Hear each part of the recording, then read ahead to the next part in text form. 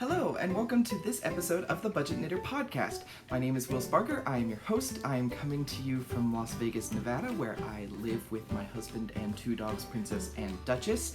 And today I'm hyped up on coffee, so I'm probably going to speed right through this podcast because I'm also running a little behind on my schedule today, and I actually have to run to a rehearsal in the next hour or so. So I'm going to power through this podcast, and I probably won't do a whole lot of the editing that I usually do for this. I have a lot to show you, and so let's get right to it. Again, my name is Spargur. You can find me on Ravelry as WSpargurKnits, on Instagram as WillMSU, on Twitter as WSpargurKnits, and we also have a Facebook group, which is facebook.com/thebudgetknitter. So if you're not following those pages or you missed one of them, go ahead and give a follow. One word about Instagram, it is set to private right now. Just some weird things with people from not good people were trying to follow me, and it was just a little weird there for a minute. So if you do want to follow me, just go ahead and hit that request button. I will approve you. I just want to kind of see everybody that's coming through, because there are some really weird people on the internet, and some of them are not good people.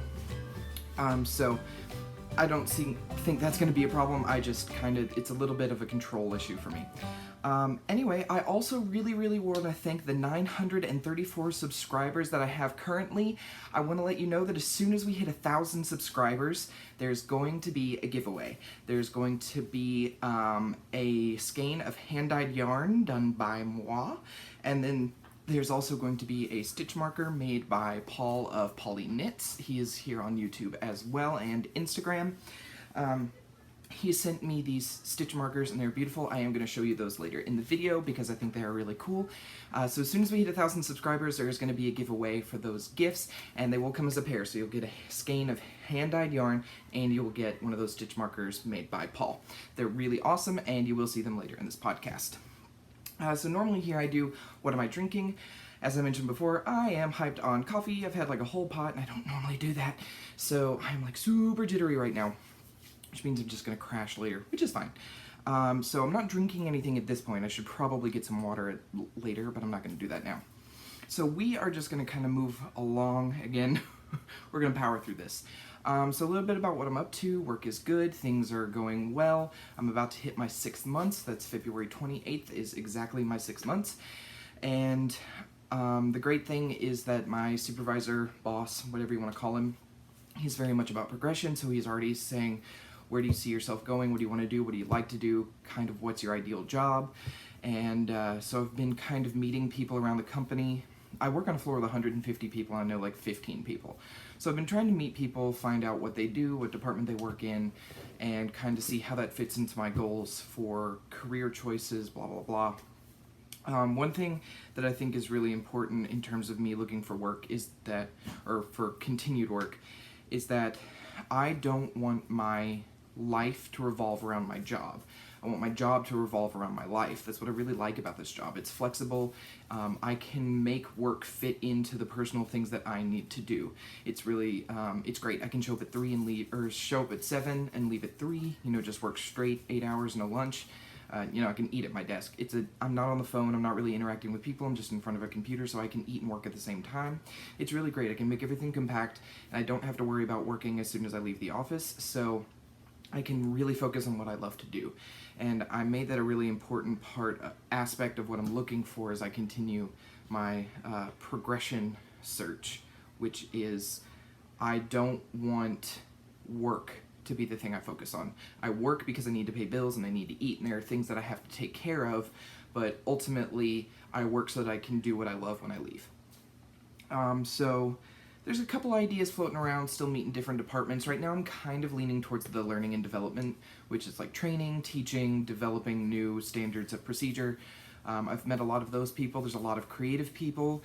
There's a guy who loves Harry Potter as much as I do. There's another guy who's an author, and I'm actually about to buy his books because I kind of looked at some of the previews, and they're really nice. So yeah, I'm going to look at some of those things. But yeah, other than that, things are good. Not a whole lot going on. Just chilling, taking my time. This is a 3-day weekend. It would normally be a 3-day weekend for me, but it's also a holiday weekend, so President's Day is on Monday, so everybody gets Monday off at my company. So that's fun and nice to look forward to. So that's pretty much all I'm up to at this point. We are going to move right along. I have a few works in progress, some things you've seen before, some things you haven't, and most of them I've made significant progress on, so I think you're going to enjoy. So the first one is my Flax sweater, and if you've been following the podcast, you'll know that I'm also doing a knit along for this. So I have finished the body, and I have started the first sleeve. Now the funny thing is the pattern calls for 1 or 3 double-pointed needles, and I went ahead and decided to use 4 because there's a lot of stitches there. But body is done. Oh, let's fold it up there a little bit. I used a different bind off than the pattern calls for. They had a very specific bind off, but I didn't like it. Or it's not that I didn't like it, I was thinking about doing something stretchy, and so this is what I came up with. It's funny, when it's not being worn, it kind of flares a little, but when I'm wearing it, it doesn't do that. But yeah, I finished this last night, actually, and I'm very, very excited. I went ahead and picked up the sleeves and knit a few rows just to get it established. I'm really excited with how this is turning out. And I think the sleeves are going to go so fast. The body is what took the longest time. It just, when it got heavy and harder to move, it was just so, I would do maybe half of a color, half of a stripe at a time, just because it took so long to get around. But no, the bind off took like 45 minutes. I'm not even kidding. It took 45 minutes. No, but that is done. I did try it on. It fits. It's perfect. I love it. I'm so excited. So there's going to be an update for the cowl for the knit along coming up very soon. We're going to go ahead and cast on the collar. I know some of you who have been doing the knit along, you've already finished one, or you've already started the sleeves. Like, good for you. That's awesome. It takes me a whole lot longer to knit a sweater, but for those of you who are just chugging right along, I am so proud of you. Thank you. If you have finished a project already, please put it in the finished flax sweater thread, because there is a giveaway. And recap, if you do any adult sizes, which I think is adult small or larger, every finished sweater is 1 entry into the giveaway. If you do 1 child sweater, that's 1 entry. If you do 2 children's sweaters, then that's still 1 entry, but as soon as you do a 3rd one, that's number 2. But you don't have to finish 2 to be entered. You only have to do 1, but you have to do 3 to get entered a second time. If that's a little confusing, I'm sorry. Basically, every 2 sweaters is 1 entry, but you don't have to do 2 to enter. So that's where we are with that. If you want to see more, I will be posting on my Instagram progress on that, just because I try to post there every day, and I only do the podcast every 2 weeks. So if you want to see more progress, go ahead and follow me on Instagram. By the way, all of those links are in the video description box below. So the next thing we're going to move on to is the Saroyan scarf. I've shown this before, and I hadn't really worked on it until recently again. So let me get it unrolled here. Oh no, I'm dropping everything. So here we go. This is the Saroyan scarf. Now it's curling just because it hasn't been blocked, but it will lay flat. It's got this garter ridge edging over here, and then on this side it's got these beautiful leaves, and that will go the entire length. So it starts at kind of a point, and then you do increases until you've gotten it as wide as you want, and then you stop doing the increases and keep doing the border stitch. I'm doing this in line brand Mandala, and the colorway is Centaur. I know I've mentioned that before. So it's got kind of yellows and tans here, and then it'll add some blues and some reds as it continues. I don't know how many of the colors will be added to this. I think I want it to be twice as long as it is now. But yeah, the Saroyan is a free pattern on Ravelry, and it actually is a worsted weight pattern, but I didn't really have a worsted weight that I wanted to use, so I went with a DK and just used the appropriate needle size, and I'm just doing extra repeats to get the width that I want. So that's that.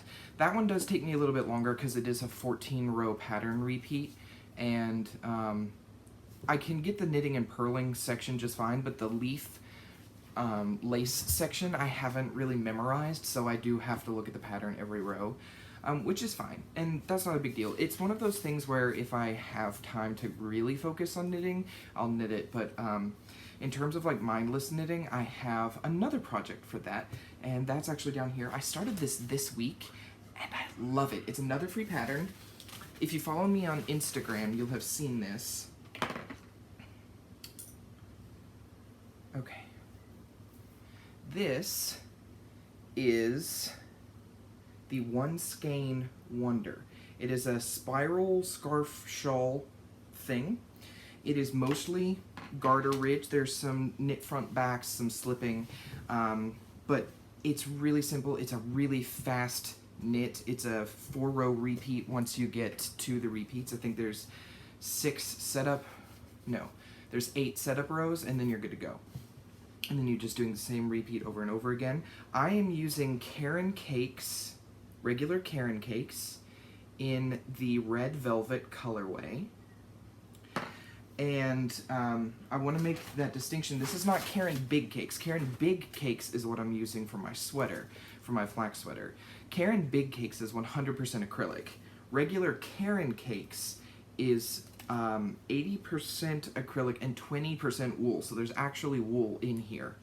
And it feels like a wool when you're knitting with it. That's what I really like about it. If you've never used Caron Cakes before, this is 383 yards, which is exactly, the pattern kind of calls for actually somewhere in the 250 yards, I think. But since it's a One Skein Wonder, I'm just going to use the whole thing. So I think it's going to look really cool when it's done. It is a super fast knit. I can do so much of this in a short period of time. I really like it. If you haven't knit this before, it's called the One Skein Wonder. It's a free pattern on Ravelry. If you're looking for it and you type in One Skein Wonder, you will need to filter it down by knitting and free, and it should pop up. I find that if you type in One Skein Wonder, it actually pulls up like 500 pages of patterns. So filter it by knitting and free, and it drops it down to like 300 patterns, but it should be on the first page, like in the first 3 rows, somewhere in there. This is a great pattern. I'm using worsted weight. The pattern says you can use whatever you want. It actually does have a gauge in it, but I find that it's really up to you. It's not one of those things that requires a gauge. I'm using, again, worsted weight on US 9s, and I'm using a circular needle just because I like to lay it out flat. So the longer the cord, I can keep this edge flat and keep it knitting. If you hear a lot of loud noises, for some reason, all of the kids that live 3 buildings down from me have decided to congregate in my front yard. There's an access road here, so I guess they can do all of their like scooters and bikes and stuff without having to worry about cars. They're just loud, and they've been up since like 6:30 this morning, and it's now 11:30. They woke me up, but they've been playing for that long. So if you hear a lot of screaming children, that's what that is. It's not that I don't like children, it's that it's Saturday, and I didn't want to wake up at 6:30 today. What can you do? They're having fun, right? Oh, another thing I'm going to do with that, that shawl calls for the super stretchy bind off. I don't remember. People have a name for it. I never named it. I just know it's the knit to insert needle into front of 2 stitches, knit through back loop thing. Or knit 2 together through the back loop. I don't want to use that. I think I'm actually going to use an I-cord bind off just because I've recently learned how to do that, and I think it would look really cool for this shawl. Scarf shawl. So I'm gonna do that. And as soon as I'm done, it will go on Instagram, and hopefully it'll be done for the next podcast. That's my goal, is to have that done for the next podcast. Okay. Moving on to the next thing, I have one finished object. Now, I've done one very similar to this in a previous podcast, but I didn't actually do it the way I wanted to do it the original time. It was the basket weave cowl that I made for my friend Courtney.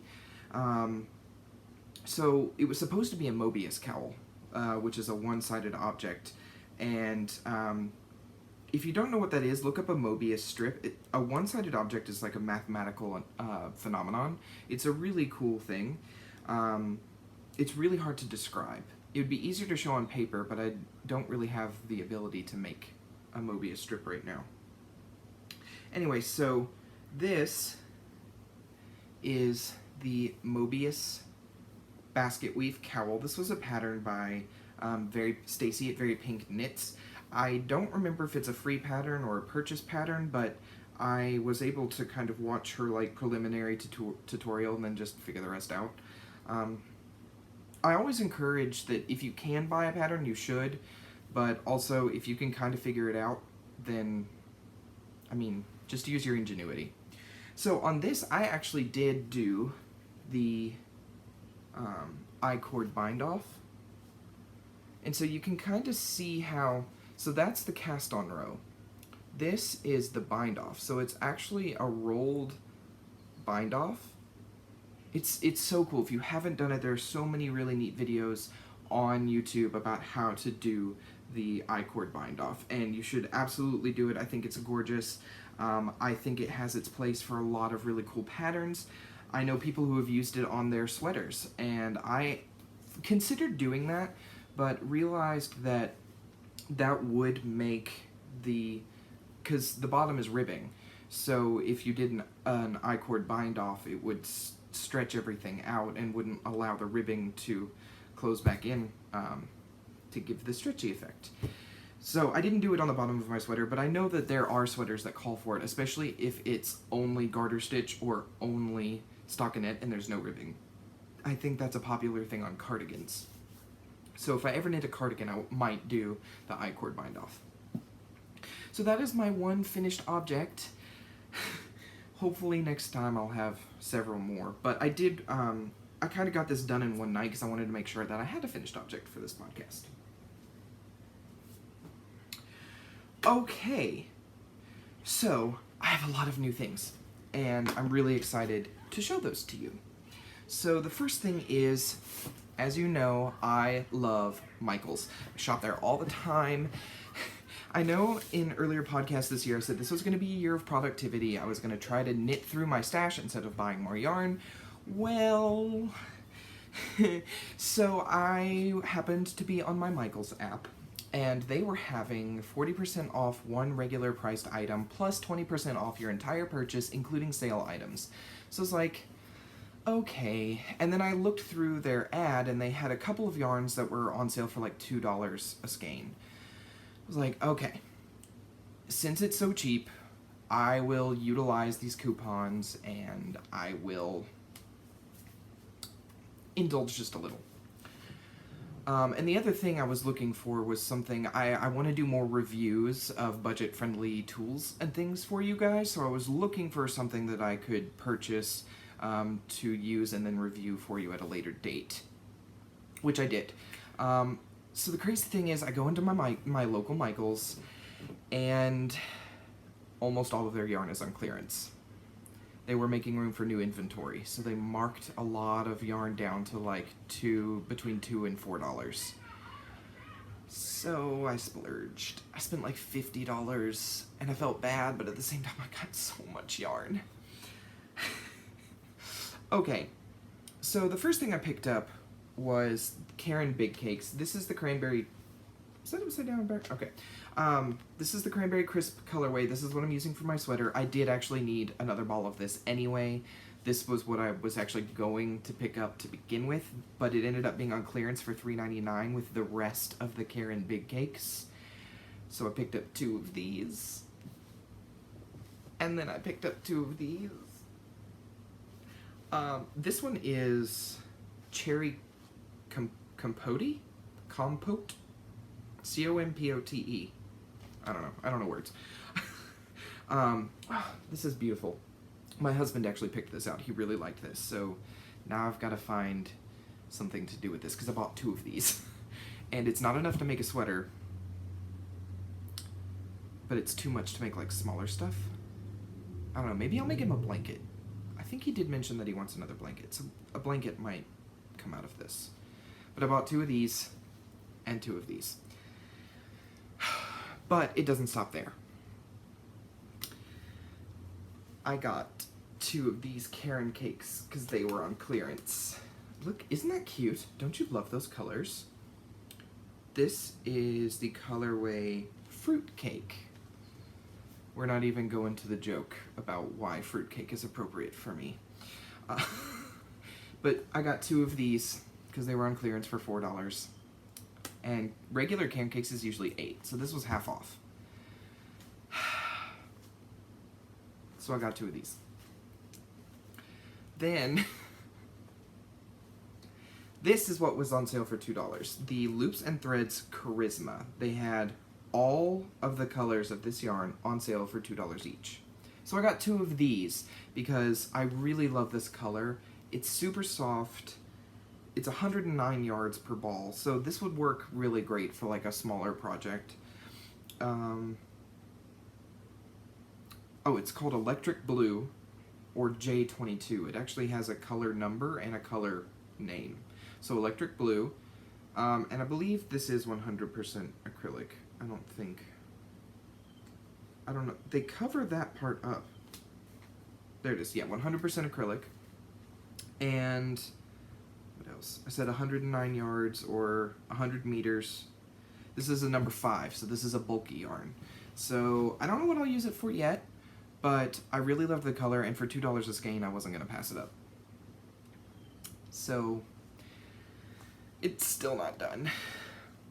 I've been wanting to pick this up for a while, but I wasn't really sure if I would actually use it, because I know what it's for, and it's cute, but at the same time, I didn't know. So I went ahead and picked up a Karen cupcake. I wanted the pom-pom. Oh, I need to fix. It's got some pulling. But I've been kind of viewing these for a little while, and I wasn't really sure if I would use it or not. But I went ahead because it was... How much was it? It was like... I think it was $4. I think these were on sale for $4. So I went ahead and picked one of these up. This is the Sour Grapes colorway, and what I love about it is it comes with the hat pattern on it, so I don't even really have to look up another hat pattern. It's just going to tell me how to knit a hat directly out of this. So, I don't know. I will probably knit the hat pattern, and then this is 244 yards for this one thing. So one of these makes a hat. I don't know, it's cute.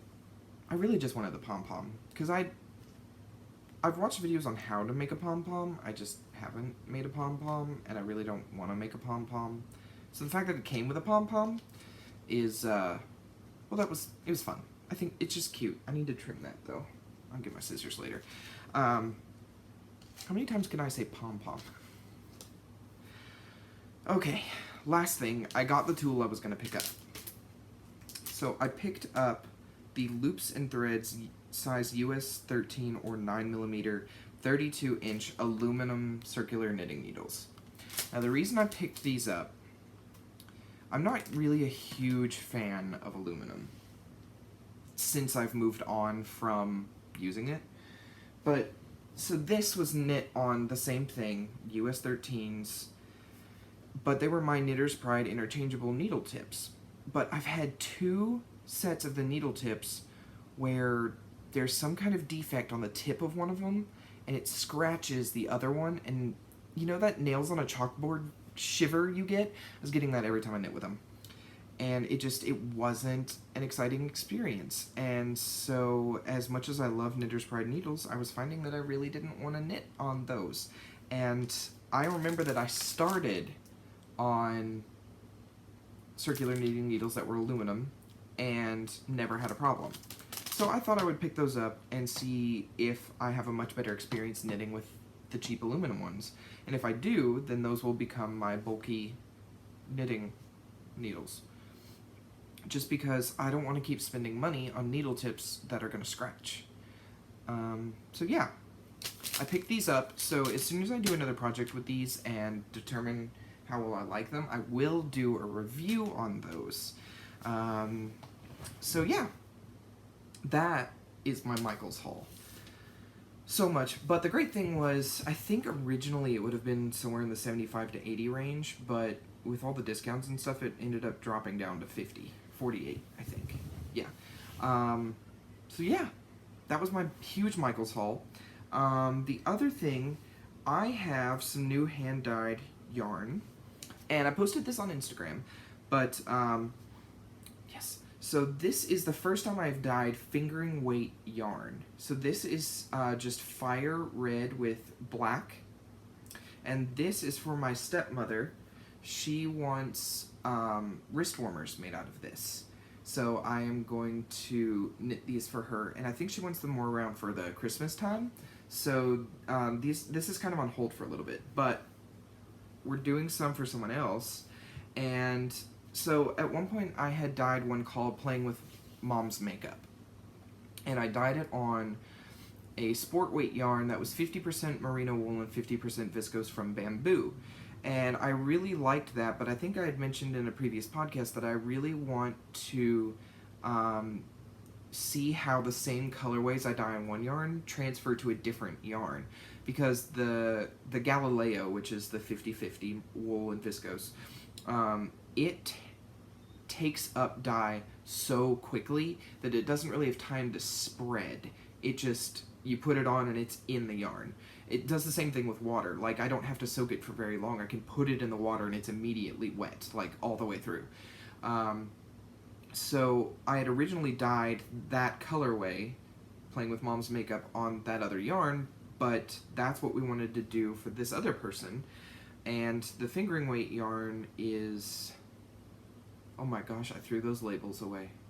It's Bare Hair by Knit Picks. It's 50 grams. So it's in the 200 yards range. It's 80% wool, 20% Angora. I don't know the specific yardage, but I do know it's 80-20 wool and Angora rabbit. So it's soft. It takes up the dye really well. I've already gone ahead and skeined this, or caked this up, because I do need to have this pair done by like March 1st, so that I can send it to my stepmom so she can give it to the correct recipient for their birthday. So yeah. Oh, this has a... my dogs pull stuffing out of their toys, and somehow this ended up in my cake of yarn. So that's what this is. This is Playing with Mom's Makeup on Bare Hair yarn. And Bare Hair, again, is 80% wool, 20% Angora. So hopefully I will have those done very soon, and you can see them before I send them, because I don't think the person who's going to be receiving them watches the podcast.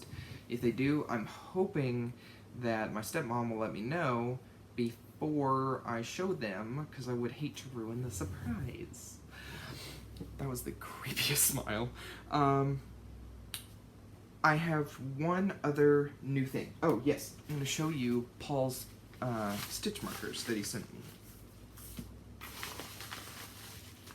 These are so cute. I love them. And I hope he gets his Etsy shop up soon. Okay. So, he sent me 8. They are little skulls. I don't know if you can... Really? Okay. Look. It's a skull. I think that is so cute. They look like Tim Burton skulls, to be honest. But he sent them to me in 8 different colors. So I've got... I don't know. Oh. Okay. No? Anyway, bunch of different colors. Green, yellow, orange, like a dark maroon, pink, purple, blue, and white. So he sent me 8 of these. They're so cute. They're so well made. So I am going to probably keep 1 or 2 of these, but then the rest are going to be for future giveaways. So that's my Flax finished object giveaway. That's my 1,000 subscriber giveaway. And for future knit-alongs or other giveaways, there will also be these. So they're so cute and so detailed. I don't know how well you can see, because I think my iPad's focusing more on me than it is the stitch marker, but just, that is so cute. I love it. And they're super sturdy, and what I love is that it's not like a clippy thing. Like, these are really well on there. I don't expect any part of this to come off of the other part. So these are very high quality. Thank you, Paul, for these. I know you sent these to me a while ago, and I didn't get them on the last podcast because I had forgotten where I had put them. But I did find them. And so there you go. Paul will, if he doesn't already, he's working on setting up an Etsy shop. So if you don't end up winning one of these, he should eventually have them available for sale. I'm sure he will let me know when he gets that up and running. Support him. He does a lot of great stuff. He also has a podcast, so I will link that in the video description box below. So that you can go and watch him. He's awesome. He actually knit a Flax sweater recently, and he added some color striping in it, which I thought was absolutely gorgeous. So if you want to see that, you can head over to his channel and watch that. Let's see, what do we have next? Oh, so favorite things, and I cannot believe I forgot to grab one of them. So I'll pull it up on my phone. But the first thing is I really enjoy the GeoKnittrix podcast on YouTube that was previously known as Sword of a Knitter, SWORD. So if you know Josh Rinks-Rabinski, he is the designer behind GeoKnittrix Designs. He does a lot of really cool color work and lots of really innovative designs. I kind of think of him as like the Stephen West, but of shawls. Stephen West does a lot of really cool eccentric things, but he does a lot of, he just does a lot with color and crazy out there type stuff. Josh does a lot of shawls, and he focuses a lot on like color striping and really interesting ways of building shawls. So it's almost mathematical the way he puts things together, and I really enjoy what he designs. If you haven't checked that out, that's GeoKnittrix, so GeoKnittrix, and it should pop right up. He's also that on Ravelry, but on Instagram he is Sword, SWORD, of a Knitter. On Instagram, you can find all of the really cool things he designs there. He is such a fun personality, and if you haven't checked him out, I know you're going to love him. He's so high energy. He speaks really, really fast, so sometimes it's hard to understand him, but he's so high energy, so much fun. I really enjoy watching him, and he has a couple of weird tutorials up from, I guess, mystery knit-alongs that he's done in the past, where he shows some of these really cool things that he's developed for his patterns. And so if you want to get an idea of what I'm talking about is being innovative, go check some of those things out, because he's developed some of these really cool stitch ideas. He's so smart. He's so smart. And that's what I really love about some knitting designers, is they can look at something, figure out what they want it to do, and then they develop a new stitch to get it to do that. And they can just spatially, they're so intelligent. It's amazing to me. So definitely check him out if you haven't. Another thing I love is the BuzzFeed Unsolved series. If you haven't checked this out, it is so much fun. BuzzFeed Unsolved is two guys, Shane and I forget the other guy's name, but they do all kinds of different things. They have true crime, they have paranormal, there's another one that they do. True crime and paranormal, but they go on like ghost hunts, or they do like they just did one for the Easdal woman, which is this woman who apparently died somewhere in Norway, I think, but nobody knows who she is. She may have been a spy. She had like 8 different names. Nobody knows how she died, why she died, who killed her, or if she killed herself. Like it's such an interesting thing. So they go through all of the clues, and then they try to piece it together, and then they're like, well, I think it was this, but you know, it's an unsolved case, so it's really cool. It's informative if you like that kind of thing. It's on YouTube, and I think it's on Hulu, so you can check those out. There's so many cool things. They actually started off this season with Jack the Ripper. And a lot of times, if they can, they go on location. So they actually went to a lot of the areas where Jack the Ripper murderer victims had been found. So they'll go and show you what that looks like now. It's just a really cool series. You should check it out. The paranormal ones are fun too. They go on ghost hunts. It's very like Ghost Hunters, Ghost Adventures type thing, except that a lot of the I guess a lot of the TV part of it is out. So sometimes they go on these things and they like investigate all of the claims, but a lot of times they don't catch anything, which I think is an important distinction versus the actual Ghost Hunter shows, because the Ghost Hunter shows, you know, it's not exciting if they don't catch anything. So I think this is a little bit more real and a little bit actually more in-depth because they go over the history of a lot of it too. So BuzzFeed Unsolved, check it out. The last favorite thing I have is actually a book that I haven't started reading, but I want to start reading, and I want to make sure that I get the information right. If you followed me for a little bit, you'll know that I have a lot of anxiety surrounding mortality and death, particularly my own. For some reason, other people's deaths don't really bother me in the sense that, like, I don't mourn the loss of... Like, I don't mourn someone's loss, I mourn... It's weird.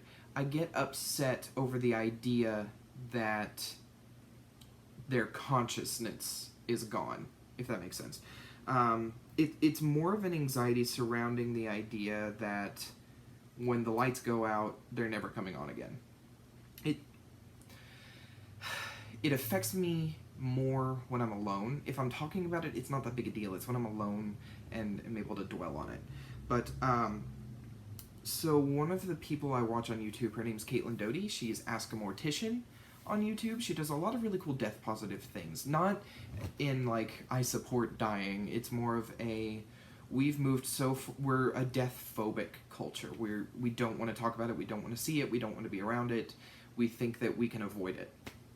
And she's very much about, no, you can't, and that's actually hurting us by not talking about it, by not being around it, by not being a part of the ritual of death. And so I watch her, and I was on her website, which is orderofthegooddeath.com, and I'm trying to find this other book.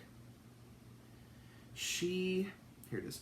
She has this section on the website that recommends books and documentaries and things like that for any type, like for different subjects of things you might be struggling with.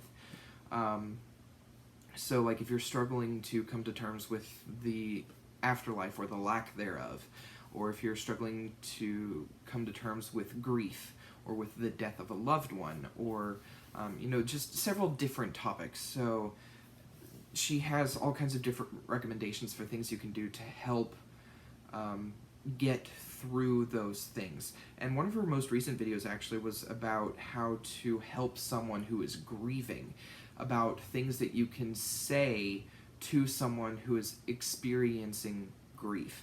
And on very many different levels. Someone who has lost a loved one, someone who is losing a loved one, and someone who has found out that they are dying.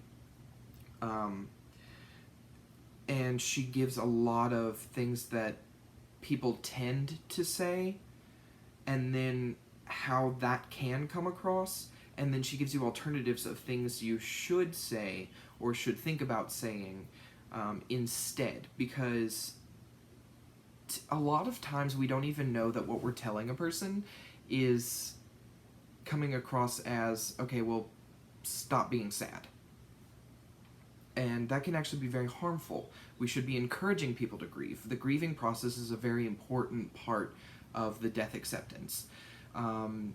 So that was a really important video for me.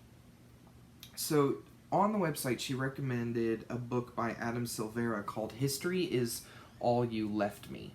That is, you can't see that. What about that? History is All You Left Me by Adam Silvera. And I will read you the synopsis. Now, warning, if you're not into, like, LGBT fiction, then this wouldn't really be for you. But that's not really what this book is about. This book... if I can find the description.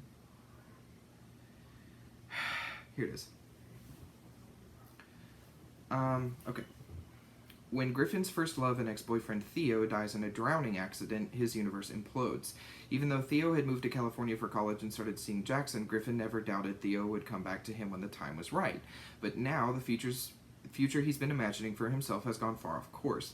To make things worse, the only person who truly understands his heartache is Jackson, but no matter how much they open up to each other, Griffin's downward spiral continues. He's losing himself in his obsessive compulsions and destructive choices, and the secrets he's been keeping are tearing him apart. If Griffin is ever to rebuild his future, he must first confront his history, everlast heartbreaking piece in the puzzle of his life. So, from what I understand with a little bit of extra detail that Caitlin had given on her website, is that he is struggling to grieve.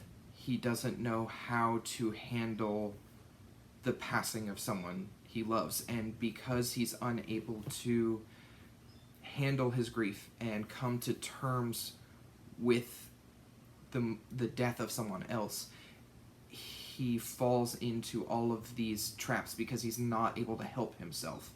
And so it's a very important book on learning how to handle the passing of someone you care about. So I'm actually looking forward to reading that. I know that it's probably going to be a little bit triggering for my anxiety, but one thing I'm trying to work on is kind of what they do for people with obsessive compulsive disorder, which is exposure therapy.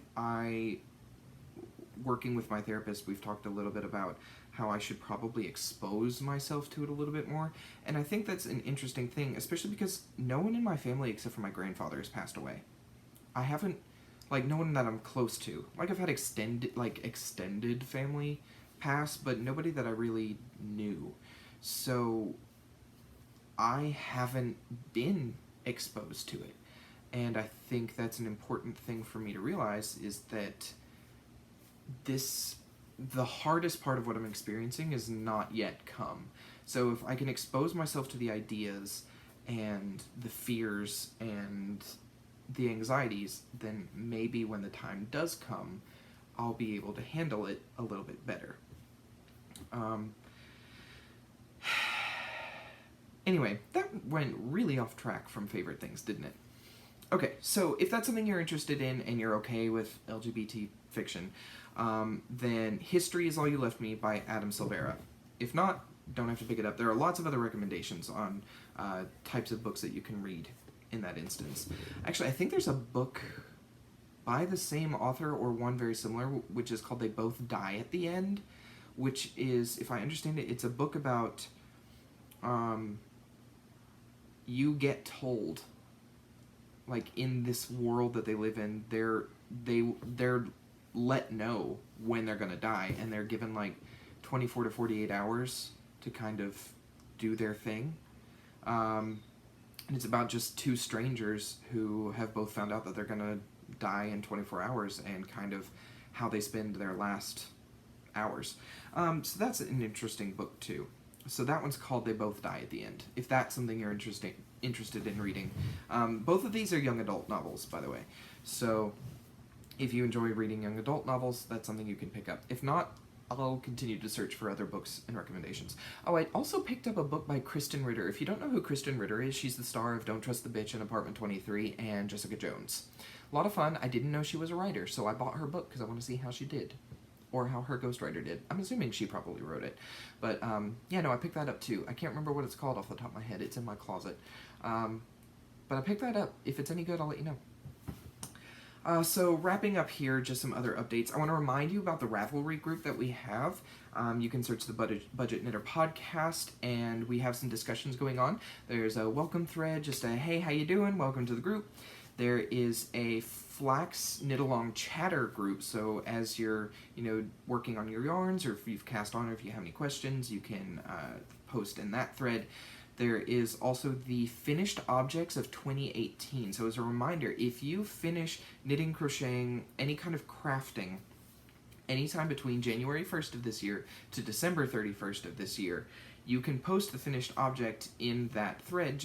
It's a celebration of finished objects. As this is my year of productivity, I thought it'd be really cool if we just rejoice in the finished object thing. There's no giveaway associated with that or anything. It's just a celebration of productivity and what you're doing. So if you're doing charity knitting, if you're doing gift knitting, if you're knitting for yourself or crafting, any of those things, you can post the finished objects in that thread so that we can just be like, hey, that's really cool, or I like that yarn. It's just really kind of a way to keep the conversation going. So there's that. Remember, Ravelry, the Budget Knitter podcast.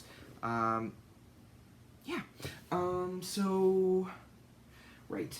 I want to remind you, this was coming up a little bit with people who are doing the knit along, and they didn't have needles for it.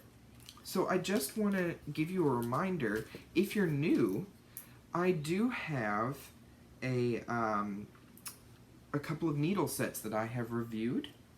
And so one of them was the 16-inch stainless steel circular knitting needles.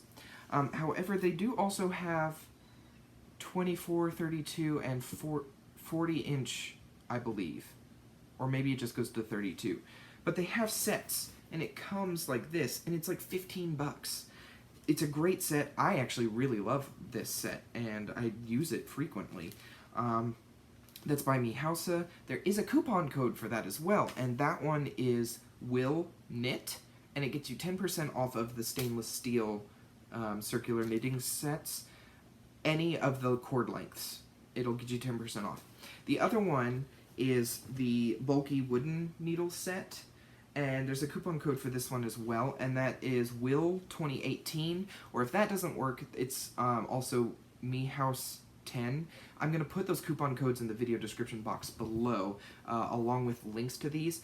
Now, don't panic. I think some of the circular knitting sets, the stainless steel ones, they might be sold out. I know they've been selling a lot of them. So if you don't see them now, don't worry. The coupon code is good for like a year, I think. So this is a great set. They're both great sets, actually. I don't do a whole lot of bulky knitting, so I have used these and I like them. I just don't use them a lot. But these stainless steel needles are incredible. I almost like them as much as, if not more than, my Knitter's Pride, and this is a fraction of the cost. So if you need circular knitting needle sets, these are the sets to buy. So a reminder for the knit along and the reminders, the 1,000 subscriber giveaway. I will be giving away hand-dyed skeins of yarn, okay? So I will do, when it comes closer to that time, I'll give you a reminder of the colorways that I have available, and you'll be able to pick those. So this is Glamazon in honor of RuPaul's Drag Race, and this is Send in the Clowns. And I actually haven't, if you like this colorway, I haven't named it yet, so as soon as I name it, I'll let you know. Again, this was Playing with Mom's Makeup. And yeah, so that'll be coming up hopefully very soon. I was at 934 subscribers this morning, so I'm thinking soon we're going to hit that 1,000 subscriber mark, and you're going to want to be here for it because we are going to be doing that giveaway on the very next podcast. The very next podcast after hitting 1,000. Okay, I think that is everything I had for you today. Thank you so much for joining me. I can't see how long I've been doing this because my timer is on a white wall. So, again, I powered through this. I know that was a lot. I hope you enjoyed everything. If you have any questions, comments, concerns, you can leave them in the video description box below. Or, well, I guess you can't leave it in my description box, but you can leave it in the comments section. And I do try to answer everybody that leaves a comment on my videos. Maybe not immediately, but I do try to get to it every few days or so. Also, you can message me on Ravelry. I also have an email address that you can contact me with if you want to do so. You can pretty much reach me through any of the links that I give you for my social media. Okay, thank you so much for joining me. This was a lot of fun. I hope if you have any questions about patterns, Ravelry is where I find pretty much everything. So, happy knitting, happy crafting.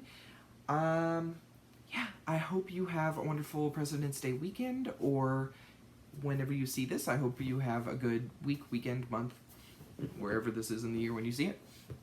And I will see you again very, very soon with the knit along update where we finally cast on the collar.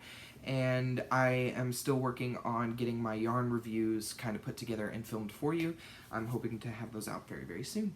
So thank you again for joining me. I hope you have a wonderful day, and I will see you again very, very soon.